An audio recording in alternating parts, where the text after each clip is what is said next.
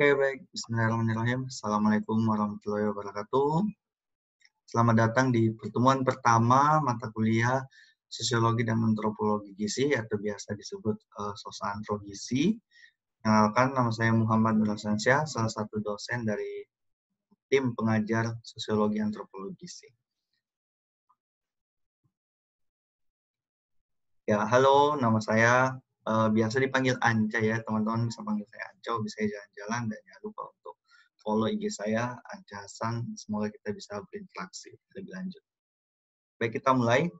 Pertama-tama, kita akan membahas tentang sosiologi, apa itu sosiologi, pengertian sosiologi, konsep sosiologi, dan kaitannya dengan ilmu gizi.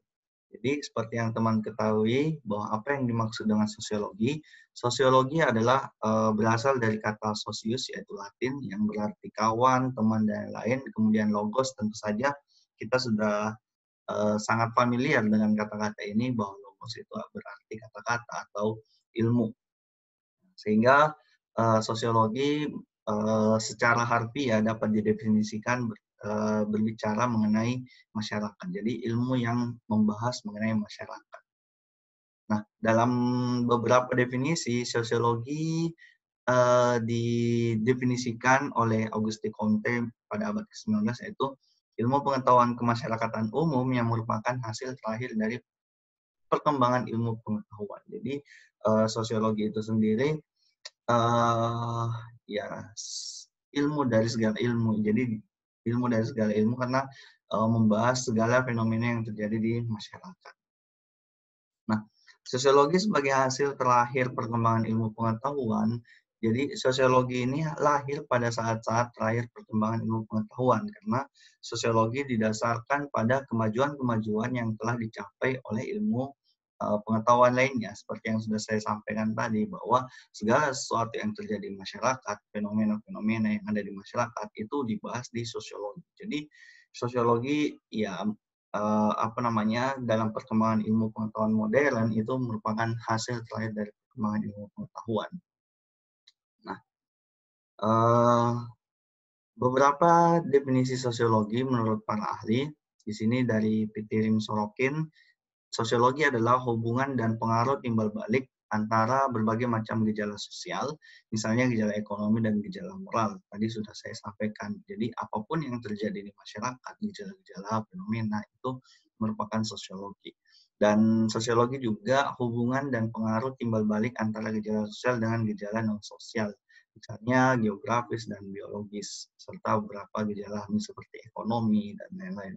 Dan ciri-ciri umum semua jenis gejala sosial. Jadi gejala-gejala sosial yang kaitannya gejala-gejala non sosial yang terkait dengan gejala sosial itu juga merupakan bagian dari sosiologi. Sosiolog kita dari Indonesia ada Selo Sumarjan dan juga Sumardi. Sosiologi atau ilmu masyarakat yaitu ilmu yang mempelajari struktur sosial dan proses-proses sosial termasuk perubahan sosial. Sedangkan struktur sosial yaitu jalinan unsur-unsur sosial dan kaidah-kaidah sosial, lembaga-lembaga sosial atau kelompok-kelompok atau lapisan-lapisan masyarakat. Nanti teman-teman bisa menyebutkan seperti apa struktur sosial yang ada di masyarakat atau pengalaman teman-teman semua melihat bagaimana struktur sosial yang ada di masyarakat. Sedangkan proses sosial adalah pengaruh dari timbal balik antara berbagai segi kehidupan bersama. Jadi apapun yang terjadi di antara kita semua ini, baik itu antara hubungan antara masyarakat kecil, lingkungan kecil, ataupun masyarakat yang lebih luas dalam bentuk negara, itu merupakan proses sosial. Kemudian, apakah objek dari sosiologi itu sendiri?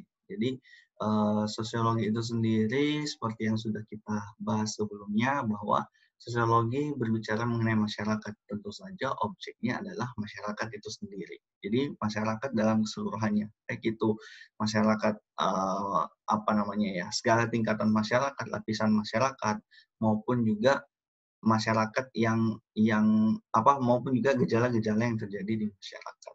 Jadi objek lainnya adalah hubungan antara orang-orang yang dalam masyarakat tersebut. Jadi semua yang terkait dengan masyarakat antara interaksi antara masyarakat itu merupakan objek dari sosiologi. Jadi secara tidak langsung sosiologi ini berkaitan dengan hubungan yang terjadi di dalam masyarakat, kemudian bagaimana dampaknya, kemudian bagaimana dampak tersebut kembali lagi kepada masyarakat.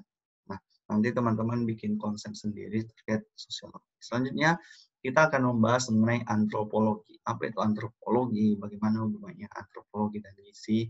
Nanti akan dibahas. Oke, sebelum masuk kita bahas sedikit bagaimana anatomi dari antropologi itu. Antropologi terdiri dari tentu saja hampir sama kalau dari sosiologi, sos dan logos. Kalau ini antropos yaitu manusia, terus logos yaitu ilmu. Jadi antropologi adalah ilmu yang mempelajari manusia. Apa bedanya dengan sosiologi tadi? Kalau antropologi ini manusianya yang dipelajari, kelakuan manusia dan lain-lain. Sedangkan sosiologi itu lebih ke aspek sosial. Nah, oleh karena itu kita tidak memisahkan antropologi dan sosiologi di bidang gizi karena saling terkait satu sama lain. Tujuan dari antropologi terdiri atas dua, tujuan akademis dan tujuan praktis. Tujuan akademisnya itu membahas mengenai pengetahuan tentang manusia itu sendiri, baik secara bentuk fisik, dalam masyarakat, kemudian budaya, dan membangun masyarakat suku bangsa tersebut. Sedangkan secara praktis, yaitu bagaimana melihat manusia dalam beragam suku bangsa. Jadi, kita akan pelajari ini semuanya, dan di sini bisa dilihat salah satu tujuannya yaitu adalah masyarakat, sedangkan tadi saat sosiologi, kita membahas sosiologi, kita lebih banyak membahas masyarakat. Jadi, bisa dikatakan, walaupun sosiologi ilmu dari segala ilmu, tapi antropologi itu dapat mencakup ilmu sosiologi. 5 lapangan pengkajian antropologi, yang pertama adalah sejarah terjadinya dan perkembangan manusia sebagai makhluk biologis. Kemudian, sejarah terjadinya beragam bahasa yang diucapkan oleh manusia di seluruh dunia. Kemudian masalah persebaran beragam bahasa tersebut yang diucapkan oleh manusia di seluruh dunia, masalah perkembangan, sebaran, dan juga terjadinya beragam kebudayaan manusia di seluruh dunia, dan masalah dasar-dasar kebudayaan manusia dalam kehidupan masyarakat suku-suku bangsa yang tersebar di seluruh dunia atau muka bumi ini. Nah, apa kaitan antara sosiologi dan antropologi? Bisa dilihat tadi juga kita sudah melihat bahwa sosiologi merupakan ilmu terakhir, oleh karena itu sosiologi dapat dikatakan mengandung unsur-unsur baru atau modern, sedangkan antropologi itu lebih tradisional. Dan dalam hubungannya dengan gizi, sosiologi dan antropologi dan ilmu kesehatan itu sudah banyak dibahas. Jadi data mengenai konsepsi, sikap penduduk tentang kesehatan, kesakitan, dukun, obat tradisional, kebiasaan-kebiasaan, kemudian pantangan makan itu adalah merupakan bagian dari ilmu sosiologi dan antropologi. Jadi hubungan dengan ilmu kesehatan tentu saja bagaimana memahami serta menyesuaikan diri dengan kebudayaan serta adat istiadat setempat dikaitkan dengan kesehatan. Ya tadi misalnya jika kita sakit karena kita menggunakan obat tradisional ataukah kita berkunjung ke salah satu pengobatan tradisional, itulah ilmu-ilmu sosiologi. Tapi dalam ilmu gizi kita akan lebih banyak membahas bagaimana kaitannya dengan kebiasaan makan, pola makan, pantangan makan, dan juga bagaimana kaitannya dengan makanan-makanan tradisional yang biasa dikonsumsi di masyarakat. Berkaitan dengan sosiologi dan antropologi, masalah kesehatan atau masalah gizi itu dapat terjadi karena ada kesalahan atau kesalahan paham yang terjadi di dalam masyarakat. Nah, misalnya kepercayaan yang salah terhadap makanan, gizi, dan kesehatan, kemudian bagaimana hubungan makanan dan kesehatan, kemudian kepercayaan-kepercayaan tertentu, pantangan-pantangan, adanya upacara, kemudian habit atau kebiasaan yang buruk, dan juga bagaimana bentuk-bentuk budaya yang ada di masyarakat. Jadi banyak contoh yang akan kita bahas, dan ini kita akan bahas lebih rinci di pertemuan-pertemuan berikutnya.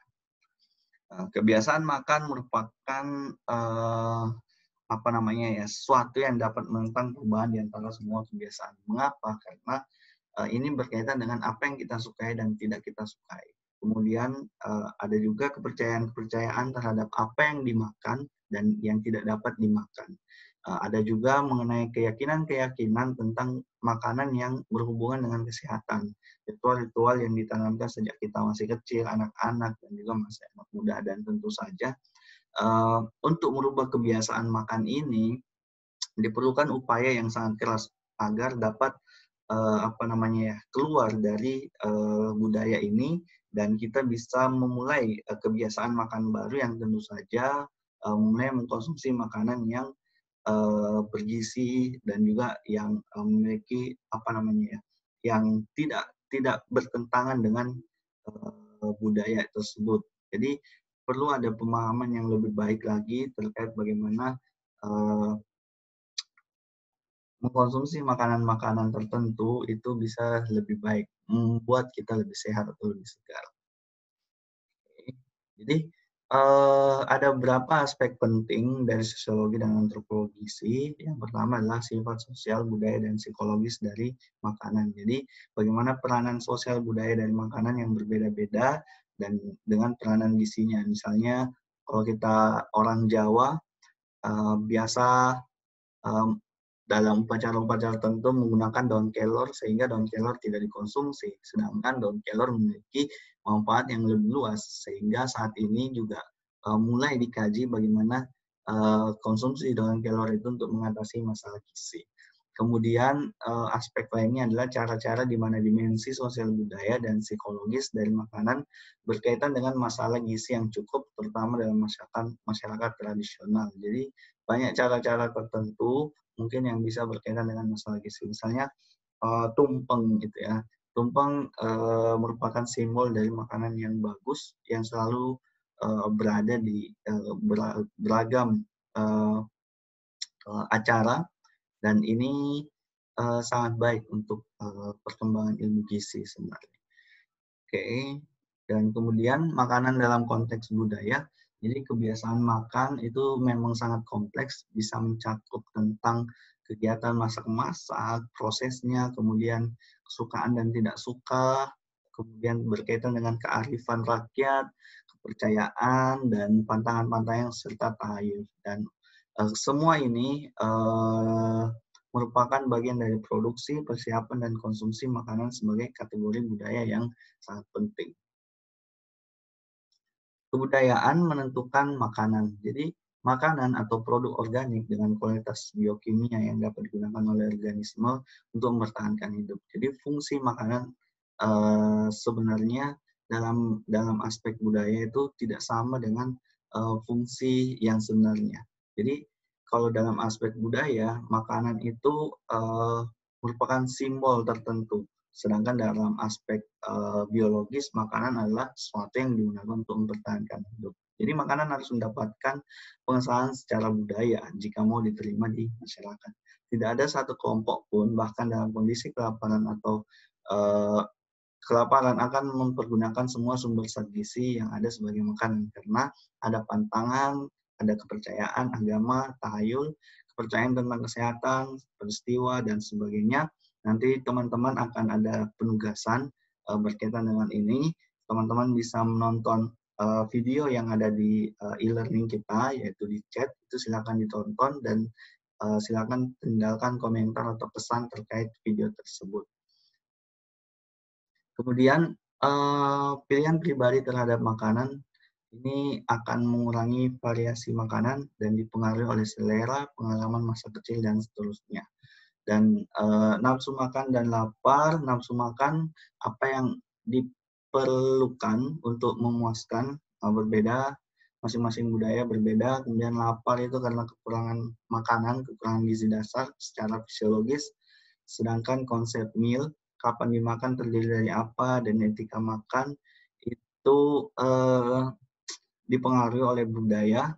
Jadi budaya juga akan mempengaruhi kapan mereka merasa lapar, apa yang akan dimakan, dan banyak yang harus dimakan itu dipengaruhi oleh budaya. Contohnya budaya orang Indonesia, budaya dengan orang Arab itu sangat berbeda, atau budaya orang Eropa dan Amerika pun akan berbeda walaupun sama-sama berada di belahan barat gitu, atau budaya belahan timur dan belahan barat itu akan berbeda. Ya, semua masyarakat mengklasifikasikan makanan. Jadi makanan yang layak untuk waktu yang tertentu itu juga hasil dari konsep budaya.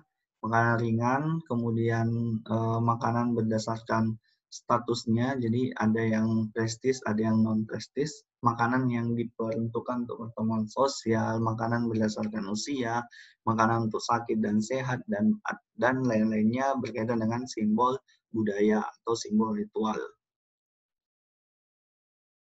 Nah, bagaimana sebenarnya peran simbolik dari makanan tersebut?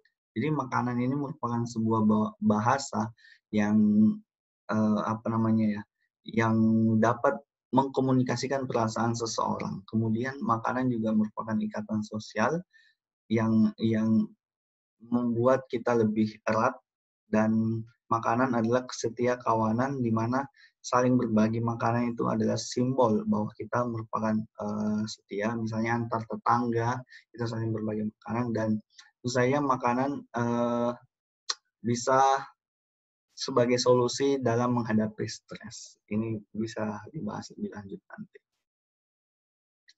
Kemudian kaitannya dengan gizi, bahwa dalam pembatasan budaya itu dapat mempengaruhi pembatasan asupan. Jadi makanan-makanan tertentu yang notabene itu kaya akan zat gizi itu apa namanya ya?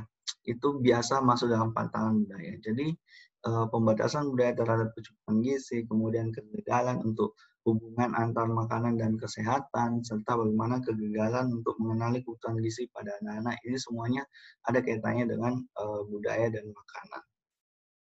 Oke, jadi itu tadi penjelasan mengenai sosiologi dan antropologi secara pengantar, definisi, dan konsep. Untuk lebih lanjutnya, teman-teman bisa baca beberapa referensi ini. Selanjutnya, teman-teman bisa menonton video yang ada di chat di e-learning untuk kita diskusikan bersama. Terima kasih, salam sejahtera, semoga sehat selalu. Assalamualaikum warahmatullahi wabarakatuh.